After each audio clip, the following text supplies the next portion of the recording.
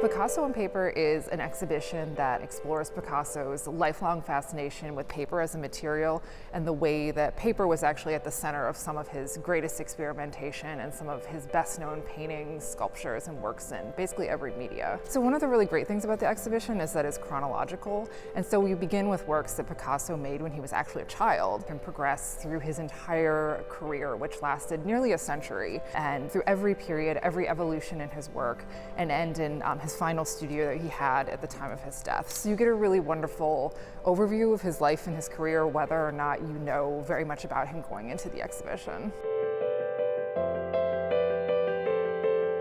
Basically, if a material existed, he worked with it. He was incredibly experimental. He was always looking for something new. He never settled on something just looking the way that he did. He always had to try it from every possible angle. And I think the show really gives an intimate and unprecedented look at his working process, at his creativity, the way that he came up with the works that he's best known for today. I'm standing in front of Women at Their Toilette, which is by far the largest work in the exhibition. It's a collage that Picasso made in 1937. Like many of Picasso's works, it depicts the women in his life at that moment. It's really interesting because it's made with such a wide range of materials. Picasso used a lot of wallpaper in the collage, and wallpaper was a material that he loved. He used it again and again. It shows the unique way that he was using paper, not just for traditional things like prints and drawings, but for works that were in their own time and even today completely new and different from anything anyone had seen before.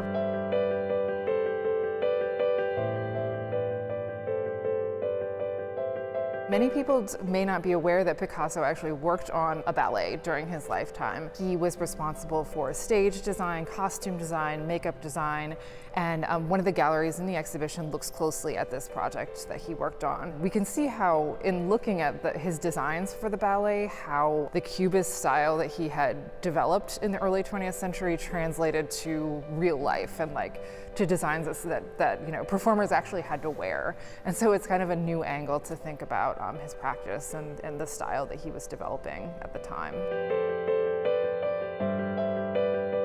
In addition to his work in other media, he was a prolific sculptor, began making sculptures relatively early in his career.